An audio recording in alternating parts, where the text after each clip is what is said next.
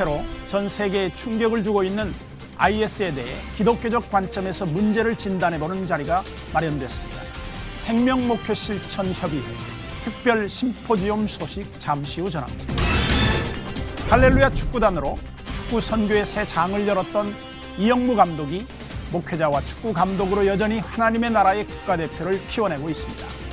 그라운드의 기도자 이영무 감독 테마 인터뷰에서 만나봅니다. 바로크 시대의 피카소로 불린 화가 루벤스의 작품이 한국을 찾았습니다. 오늘 문화산책에서는 유럽의 대표적 왕립박물관 리텐슈타인 박물관의 소장품을 만나볼 수 있는 루벤스와 세계의 거장들 전시회를 소개합니다. 안녕하십니까, 민찬기 목사입니다. 대부분의 대학 졸업식이 이번 주를 마지막으로 모두 마무리됩니다. 취업이라는 숙제가 남아있는 청년들에게는 마음의 부담 때문에 졸업식이 마냥 기쁘지만은 않을 텐데요. 올해 1월 청년 실업률은 9.5%로 1월 실업률로는 16년 만에 최악이라고 합니다.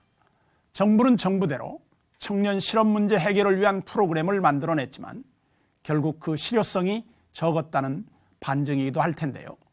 돈만 들여 만드는 국가 지원 프로그램이 아닌 실질적으로 청년들에게 도움이 되는 실업 대책이 더욱 절실해집니다. 시채널 매거진 굿데이, 오늘은 2월 24일 수요일입니다.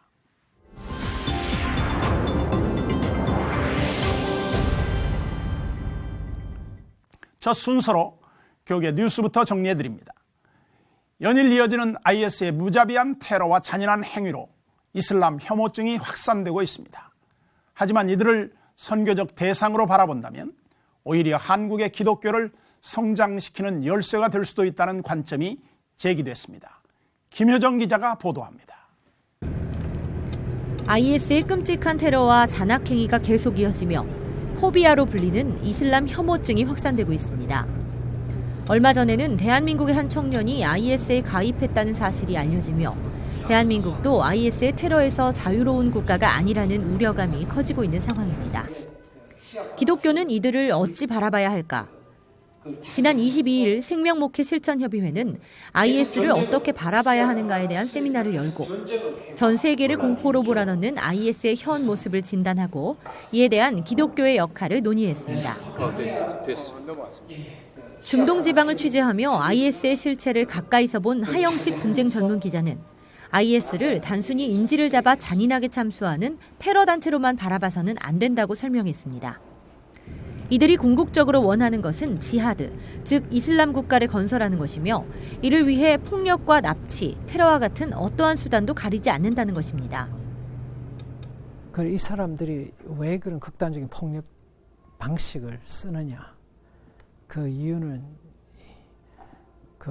어쨌든 자신들의 목표는 분명하고 이 목표를 달성하기 위해서 달성하려니까 많은 사람이 동조하지 않는단 말이죠. 그러니까 이 강제하는 방법이죠. 그래, 폭력, 공포 이걸 조장하면서 사람들이 강제로 자신들의 목표를 달성시키려는 거죠. 이와 함께 IS가 목표로 하는 순수한 이슬람법이 적용되는 점령지의 주민들도 강간과 폭력 등에 시달리며 지옥 같은 삶에서 탈출하기를 원하고 있다며 안타까움을 전했습니다. 이로 인한 수백만의 난민들이 기하급수적으로 늘어나는 것도 국제적인 문제로 부상하고 있는 현실입니다. 이날 세미나에서 김창훈 목사는 근거가 없거나 객관성이 없는 추측성 이야기보다 차분한 신학적 진단이 필요하다고 주장했습니다. 김 목사는 기본으로 돌아가 그리스도인 본연의 생명력을 되찾는 일이 중요하다며 이슬람도 역시 하나님이 창조하신 형제로 바라보며 이들에게 평화의 복음을 전해야 한다고 강조했습니다. 만일 저들이 쳐들어오고 우리를 고통스럽게 하고 혹은 우리를 순교의 피로 흘리게 한다면 그때야말로 하나님이 일하시지 않을까요? 자발적으로 한국에 들어온 무슬림들이야말로 소중한 선교적 대상이라며 이들에 대한 선교는 현지의 선교사를 파송하는 것보다 더 좋은 열매를 거두는 일이라고 덧붙였습니다. 하나님 주신 지상명령인 선교에 대한 꿈을 가지고 죽음마저 불사하는 순교적 신앙을 회복한다면 IS는 더 이상 두려움의 대상이 아닌 기독교를 성장시키는 열쇠가 될 수 있을 것으로 기대됩니다. C채널 뉴스 김효정입니다. 교회갱신협의회가 목회자로서 갖추어야 할 구체적인 자질과 사역의 전문성을 훈련하는 토대를 마련하기 위해 다음 세대 목회자 세미나를 개최했습니다. 이번 세미나에서는 교육 목회와 목회자의 가정생활 등 다양한 주제 강의가 열려 눈길을 끌었습니다. 유성훈 기자가 보도합니다. 다음 세대 교육 목회 어떻게 할 것인가를 주제로 강의에 나선 조성민 목사는 13년 동안 새로남교회 주일학교 담당 목사로 사역한 경험을 혼신의 힘을 다해 전합니다. 조 목사는 예수님의 핵심 사역은 바로 현장에서 이루어졌다며 현장을 중요하게 생각하고 현장을 찾아가라고 강조했습니다. 특히 조성민 목사는 아이들의 현장인 학교와 학원을 찾아 아이들과 반갑게 인사하는 것부터 시작하라며 현장 방문이 지속되면 아이들이 달라지는 결과를 볼 수 있다고 전했습니다. 이와 함께 부모들의 현장인 가정을 방문해 아이에 대해 많은 이야기를 나누는 것과 교사들의 현장이라고 할 수 있는 주일 공과 공부 준비하기 등을 목회자들이 잘 챙겨야 한다고 말했습니다. 사역의 고향은 현장입니다. 그래서 어떻게 하든지 아이들의 현장, 또 우리 선생님들의 현장, 학부형들의 현장으로 나가시면 그 현장이 우리에게 답을 주는 것 같습니다. 그래서 우문현답이라는 말이 있는 것처럼 우문현답은 우리의 문제는 현장에 답이 있다. 이렇게 말씀드리고 싶습니다. 새로남교회 조성희 사모는 아내가 목회를 이해하지 못한다, 남편의 필요에 무심하다는 목회자의 고민과 남편이 교회밖에 모른다, 교회와 집안에서의 태도가 다르다는 아내의 고민을 사례로 전하며 목회자의 가정이 건강하면 행복한 목회를 할 수 있다고 말했습니다. 이에 덧붙여 가정도 매우 중요한 목회라고 생각하고 목회자와 사모가 가정을 돌아보는 지혜가 필요하다고 전했습니다. 또한 조성희 사모는 목회자들은 목회 방향과 비전, 철학 등을 아내와 충분히 나눠야 한다고 조언했습니다. 이미 결혼해서 살고 있지만 내가 실제로 아내가 나의 사명의 동반자가 되기를 원하면 함께 잘할 수 있는 게 무엇인지, 어떻게 하면 아내가 교회론을 이해할 수 있는지, 어떻게 하면 아내가 목회를 이해할 수 있는지를 함께 나눌 수 있어야 된다는 거예요. 교갱협이 마련한 이번 세미나는 참석자들이 목회 현장에서 어떤 의식과 태도로 목회직을 수행할지 점검하고 함께 기도하는 시간이 됐습니다. C채널 뉴스 유성훈입니다. 이어서 그 밖의 교계 소식 전해드립니다. 대한민국 국가조찬기도회가 23일 서울 여의도 켄싱턴 호텔에서 기자회견을 열고 이번 국가조찬기도회의 주제가 통일을 가슴에 품고 기도하는 민족이라고 밝혔습니다. 국가조찬기도회 이경숙 회장과 국회조찬기도회 홍문종 회장은 이번 기도회에 3천여 명의 교계와 정계 지도자, 외국 대사 등이 참석할 예정이라고 밝혔습니다. 설교는 세해den교회 소강석 목사가 전하며 안창호 헌법재판소 재판관, 장준규 육군참모총장, 김영훈 대성그룹 회장이 특별 기도를 할 예정입니다. 이번 국가조찬기도회는 오는 3일 오전 7시 코엑스에서 개최됩니다. 지카 바이러스는 이제 전 세계의 숙제가 됐는데요. 브라질 당국은 군 병력을 동원해 예방 캠페인을 벌이는 등 다각적인 노력을 기울이고 있습니다. 현지 상황은 어떤지 브라질 현지 연결에 자세한 말씀 들어보겠습니다. 김선홍 선교사님 전화 연결돼 있습니다. 안녕하십니까? 안녕하십니까? 김선홍 선교사입니다. 네, 반갑습니다. 한간에는 소두증이 지카 바이러스가 아닌 살충제가 원인이다, 이런 발표도 있었는데요. 브라질 당국에서는 소두증과 지카 바이러스의 상관관계를 규명하기 위해 다각도로 노력 중인 것 같은데 어떻습니까?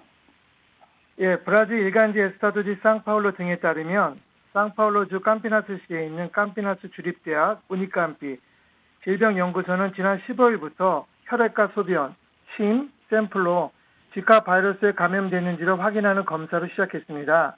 네. 검사는 이집트 숲 모기가 옮기는 것으로 알려진 지카 바이러스와 댕기 열병, 네. 치쿤쿠니아 열병을 구분하는 데 집중하고 있습니다. 네.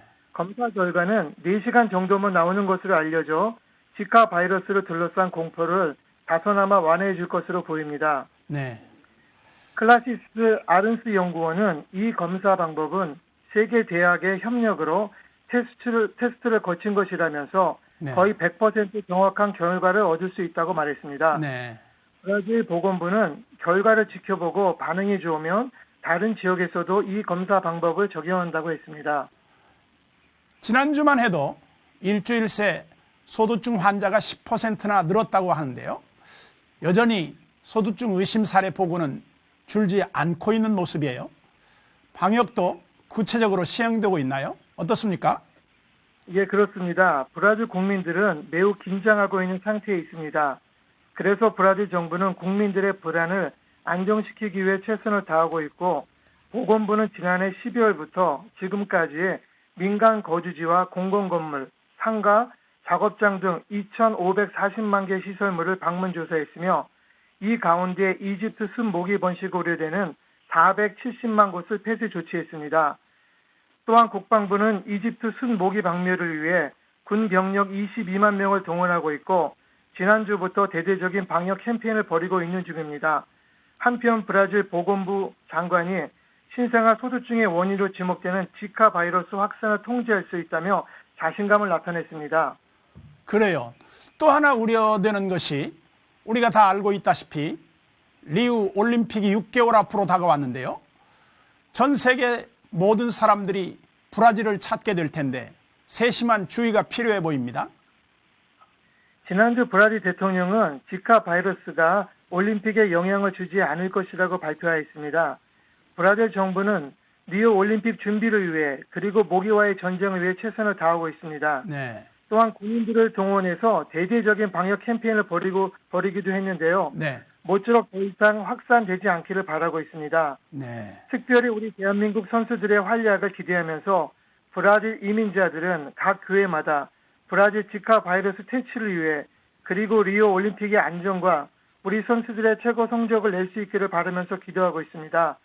시청자 여러분, 한국에서 보면 땅끝인 브라질을 위해 두 손을 모아주시기 바랍니다.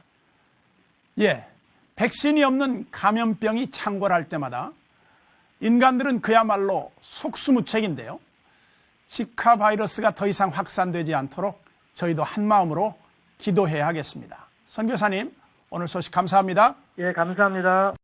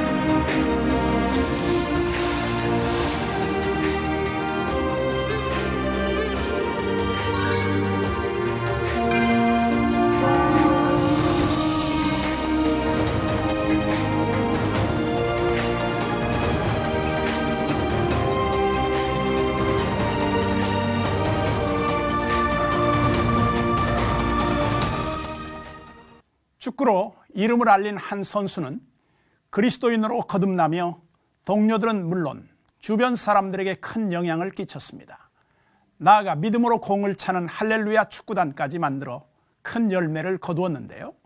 지금은 믿음의 길을 안내하는 목회자로 더욱 알려진 이영무 목사. 테마 인터뷰 그레이스에서 만나보겠습니다.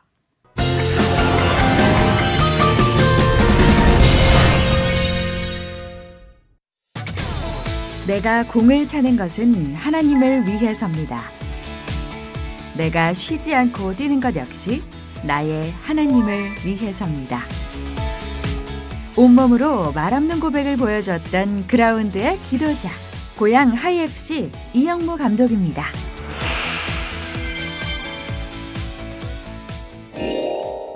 안녕하세요.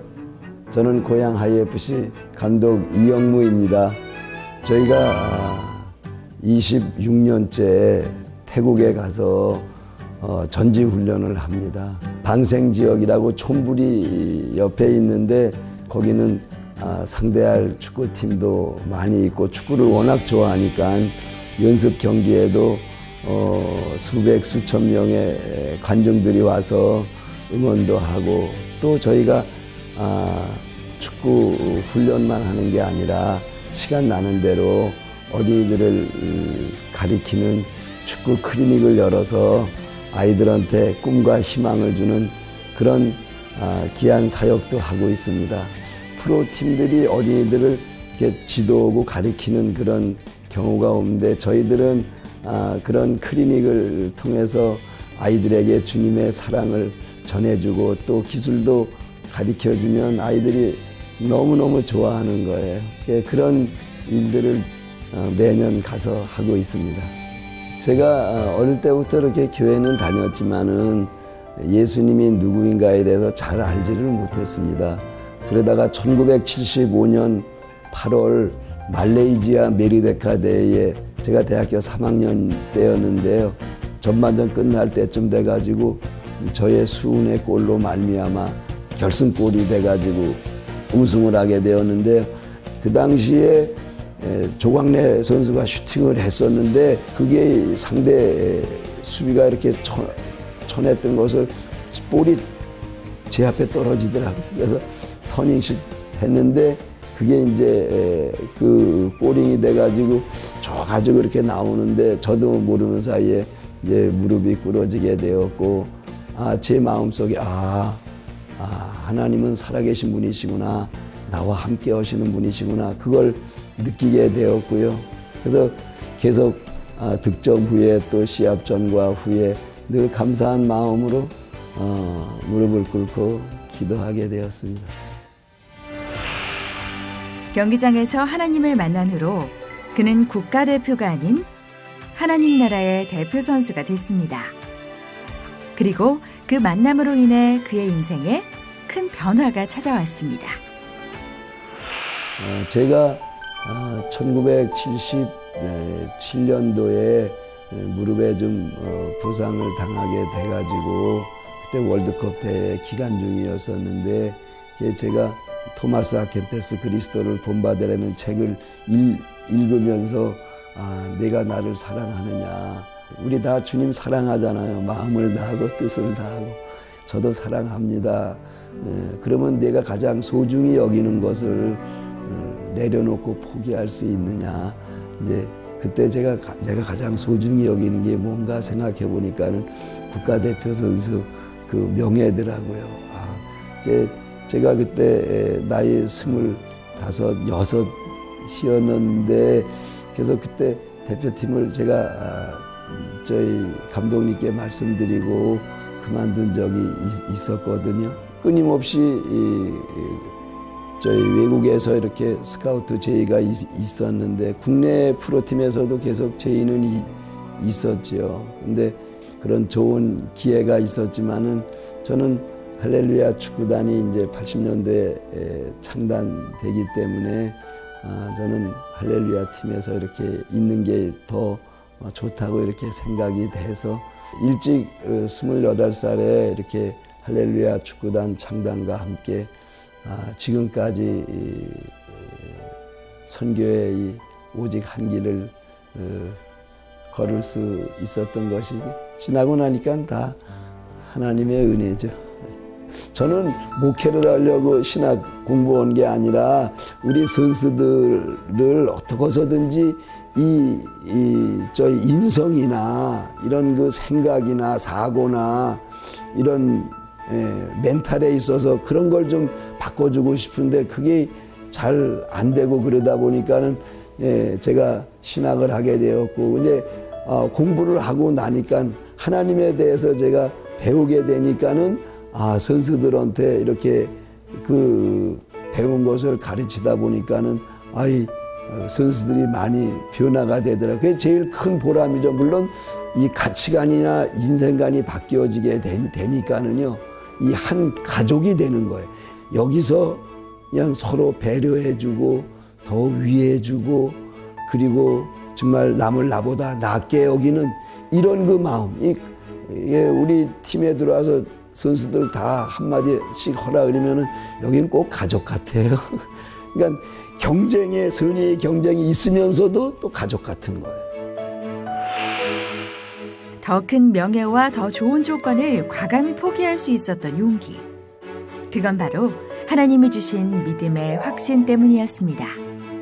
28의 나이로 축구단을 만들어 지금까지 축구 선교의 한 길만을 걸어오고 있는 이영무 감독. 목표가 지난 3년 동안 10승, 11승, 13승까지 올리는 15승만 넘게 되면은 16승, 17승까지만 오게 되면은 플레이오프전에 진출할 수가 있다. 그러니까는 4강을 목표로 해서 선수들한테 이렇게 할 수 있다라고 이렇게 훈련을 시키고 있죠. 그러나 이게 인생의 전부는 아니다. 이게 끝은 아니다. 이건 시작일 뿐이고 정말 우리의 목표는 여러분들의 가치관이나 인생관이 바뀌어지는 것이다. 그리고 정말 이곳에서 꿈과 희망을 줄 수 있는 그런 그 경기력을 보이는 것이다. 꿈과 희망이 되는 그런 그 축구팀이 되자고 그건 운동장에서 보여주는 거다. 우리의 삶으로 그렇게 강조하고 있습니다. 마지막 휘슬이 울리기 전까지 경기는 결코 끝이 아닌 것처럼 하나님이 부르시는 그날까지 인생의 운동장에서 믿음의 경주를 하는 이영무 감독과 선수들. 그들이 목표를 향해 뛰는 만큼 그 꿈은 또 누군가에게 전해지고 이어질 것입니다.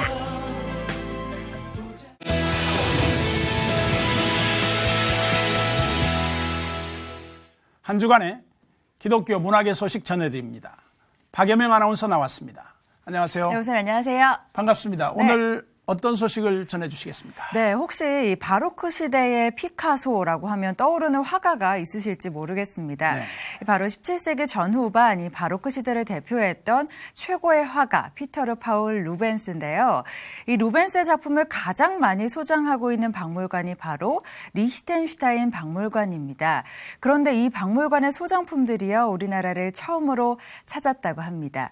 이 17세기의 다양한 작품들을 만나볼 수 있는 것은 물론이고요. 박물관이 처음에 어떻게 시작했는지 그 형태도 만나볼 수 있거든요. 지금부터 화면으로 함께 하시죠. 우리에게는 낯선 유럽의 작은 국가 리히텐슈타인. 오스트리아와 스위스 사이에 자리를 잡은 공국으로 오스트리아의 가장 오래된 귀족 가문이자 합스부르크 왕가의 핵심 세력이었던 리히텐슈타인 가문은 예술품 수집과 작가 후원을 중요한 가업으로 여기고 수세기 전부터 전문적이고 체계적인 작품을 수집해 왔다고 하는데요. 오늘은 유럽 최고의 왕실 박물관으로 꼽히는 리히텐슈타인 궁정의 소장품들을 통해 바로크 미술의 거장 루벤스의 작품들을 만나러 가볼까요? 리히텐슈타인 가문이 17세기부터 500여 년간 수집해온 3만여 점의 작품 중 엄선된 120점의 걸작들이 국내 최초로 우리나라를 찾았습니다. 네, 이번 중앙박물관에서 하는 전시는요, 루벤스와 세계의 거장들이라는 타이틀을 가지고 있고요. 리히텐슈타인 박물관에서 저희가 가져온 작품들로 전시를 구성하고 있습니다. 비록 규모는 작지만 리히텐슈타인 공국은 수세기에 걸쳐 수집된 예술작품들을 통해 그 역사적인 힘을 찾아볼 수 있는 나라인데요. 그 어떤 유럽 국가와 비교해도 뒤지지 않는 왕정 컬렉션을 자랑하는 그야말로 유럽 최고의 왕립박물관으로서 훌륭한 작품들을 다수 보유하고 있다고 합니다. 전시 일부는 리히텐슈타인 궁정 문화와 수집의 역사라는 주제로 리히텐슈타인 가문의 예술품 수집 역사를 재조명하고 있는데요. 르네상스 시대부터 근대 비어마이어 시대까지 이르는 걸작들을 한자리에서 감상할 수 있다고 합니다. 특히 이 작품들은 현재 우리가 알고 있는 박물관의 초기 형태라 할 수 있는 쿤스트 캄머 형태로 재현된 공간에서 감상할 수 있어 궁정 문화를 보다 실감나게 체험할 수 있습니다. 리히텐슈타인에서 가지고 있는 작품들은 사실상 이제 르네상스, 바로크 시대부터 근대에 이르기까지 굉장히 다양한데요. 그 중에서도 특히 바로크 시대 루벤스를 중심으로 한 바로크 작품들이 아주 유명합니다. 그 중에서도 또 루벤스를 대표하는 작품이라 할 수 있는 클라라 세레나의 초상이라든가 아게 에릭토니우스의 발견 같은 우수한 작품들이 다 리히텐슈타인 소장품이고요. 그 외에도 어떤 테피스트리 작품을 포함해서 루벤스 거장 루벤스의 면모를 알 수 있는 중요한 작품들이 이번 전시에 함께 소개되고 있습니다. 공간을 옮기면 2부 루벤스와 플랑드르 거장들을 주제로 한 걸작들을 만날 수 있는데요. 17세기 전후 시대와 종교 전쟁을 거치며 그 어느 때보다 역동적이었고 예술 또한 그 시대상을 반영한 작품과 장르가 많이 출연했던 유럽. 이번 전시에서는 특히 그러한 시대 상황 속에서 극적이고 생동적인 인물 묘사를 통해 강력한 종교적 신화적 메시지를 던져주었던 17세기 유럽 최고의 화가 피터르 파울 루벤스를 다각적으로 조망하고 있습니다. 가장 대표적인 작품이라고 하면 인간 루벤스의 모습을 알 수 있는 그 딸의 초상화가 있습니다. 일명 클라라 세레나의 루벤스의 초상인데요. 물론 작품의 아주 섬세한 표현이라든가 이런 것도 굉장히 중요하지만 궁정이나 교회로부터 주문을 받아서 대작과 다작에 바빴던 루벤스가 오로지 또 딸을 사랑하는 아버지의 마음으로 그렸던 작품으로도 아주 유명합니다. 루벤스는 종교개혁이 이루어지던 시대에 종교적 신앙심을 강화할 수 있는 작품들을 다수 제작하기도 했는데요. 이번 전시에서는 루벤스의 종교화뿐 아니라 피터르 브류헐 등 여러 작가들의 작품을 통해 성경 속 이야기를 만날 수 있다고 하니까 작품 하나하나 놓치지 말고 둘러보시는 게 좋겠죠. 피터르 브리얼 2세의 그 베들레헴으로 가는 요셉과 마리아 작품이 아주 유명한데요. 이 작품도 저희 이번 전시 함께 소개되고 있습니다. 그 성서의 중요한 부분이기도 하지만 그것을 어떤 종교적인 인물에만 포커스를 맞춘 것이 아니라 당대 어떤 풍경이라든가 풍속도 함께 조망을 해서 그 당시 플랑드르 사회의 예술과 문화를 함께 보여줄 수 있는 작품으로도 아주 유명합니다. 이 밖에도 루벤스와 함께 플랑드르 지역을 중심으로 활동했던 반다이크, 요르단스의 걸작들을 함께 감상하며 플랑드르의 바로크 시대를 감상할 수 있는 것은 물론 루벤스와 동시대에 활약했던 작가들의 작품부터 루벤스가 남긴 세계의 유산까지 다양한 걸작들을 한자리에서 만나볼 수 있으니까요. 조금 더 자세하게 살펴보길 원하시는 분들은 하루 2차례에 걸쳐 진행되는 도슨트 프로그램을 이용하셔도 좋고요. 오디오 가이드를 활용하면 도움을 받을 수 있다고 합니다. 관객들의 여러 가지 그 흥미와 또 재미를 느끼실 수 있는 다양한 이벤트가 마련되어 있는데요. 그런 이벤트 외에도 저희가 이번 오디오 가이드에 굉장히 많은 좀 신경을 썼습니다. 그래서 연예인 옥주현 씨가 재능 기부를 통해서 또 좋은 목소리로 작품들을 설명해 주시고 계시고요. 여러분께 조금 한층 더 또 친절하고 좀 다양한 설명을 함께 감상하실 수 있을 것 같습니다. 미술사에서 가장 성공한 화가이자 또 외교관, 인문주의자, 교육가, 사업가 등으로 활동하며 현실의 삶 속에서도 자신의 이상을 마음껏 구현했던 피터르 파울 루벤스. 루벤스 컬렉션으로 유명한 리히텐슈타인 궁정의 최고 걸작들을 직접 만나볼 수 있는 기회일 뿐 아니라 루벤스가 활동했던 17세기 전후 유럽의 역사와 예술을 다각도에서 조망할 수 있는 기회니까요. 놓치지 마시고 함께 해보시면 좋을 것 같습니다. 이번 전시는 사실은 유럽에 직접 가시더라도 이게 개관한 어떤 박물관이 아니라 그 일종은 폐쇄적으로 운영되는 박물관이기 때문에 사실상 유럽에 가셔도 굉장히 보기 힘든 작품들이 다수 포함되어 있습니다. 가족들과 함께 오셔서 정말 그야말로 17세기의 주인공이라 할 수 있는 루벤스와 또 당대 작가들을 통해서 아무쪼록 또 마음의 또 풍요함과 또 깊은 문화생활 함께 누리시길 기대합니다. 루벤스와 세계의 거장대전은 오는 4월 10일까지 국립중앙박물관 기획전시실에서 계속됩니다.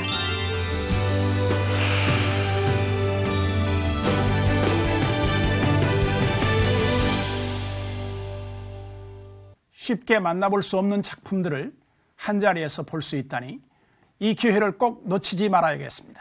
네, 맞습니다. 이 리히텐슈타인 박물관 같은 경우는 항상 개장하는 그런 박물관이 아니거든요. 그래서 유럽에 가셔도 볼 수 없는 경우가 굉장히 많은데요.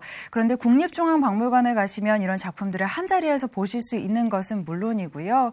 정말 이 17세기 바로크 시대의 역사와 문화의 흐름을 또 읽을 수 있는 아주 좋은 기회라고 할 수 있겠습니다. 내가 좀 미술이 어렵다 하시는 분들은 오디오 가이드나 도슨트 프로그램을 이용하시면 도움을 받으실 수 있으니까요. 참고하시기 바랍니다. 이어서 문학의 소식도 정리해드릴게요. 2016 글로벌 워십 컨퍼런스가 오는 2월 29일부터 3월 2일까지 3일에 걸쳐 열립니다. 예배의 이론과 실제, 다양한 예배 콘텐츠를 한자리에서 제공하는 컨퍼런스인데요. 예배가 이끄는 삶이라는 주제로 크게 예배의 이론과 신학, 예배의 실제와 경험, 한국의 예배 등 총 3가지 내용을 다루게 될 예정입니다. 타미 워커와 CA 밴드가 메인 워십 인도자로 나서며 주 강사로는 그렉 쉬어, 컨스탄스 체리 등이 함께합니다.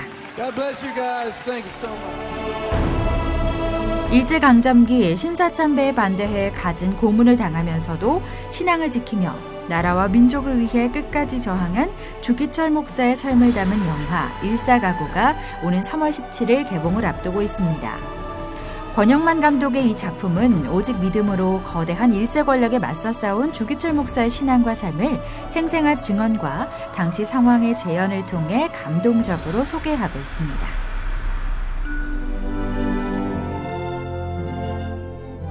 서울 모테트 합창단이 오는 3월 21일 예술의 전당 콘서트홀에서 제101회 정기 연주회를 갖습니다. 이번 연주회에서는 고난주간을 맞아 요한복음 18, 19장에 등장하는 예수의 순환에 관한 내용을 담은 요한 세바스티안 바흐의 요한 순환곡을 만날 수 있는데요. 박지용 상임지휘자와 함께 오케스트라 알테무직 서울이 협연할 예정입니다. 뮤지컬로 만나는 세기의 고전 톨스토이의 사람은 무엇으로 사는가가 뮤지컬 날개 잃은 천사로 다시 태어나 공연되고 있습니다. 3가지의 질문을 가지고 인간 세상에 내려온 한 천사의 이야기를 통해 진정한 삶의 의미를 깨닫게 하는 작품인데요. 오는 3월 30일까지 북촌 나래홀에서 계속됩니다. 다양한 기독교 문화 소식 박예명 아나운서와 함께했습니다. 감사합니다. 고맙습니다.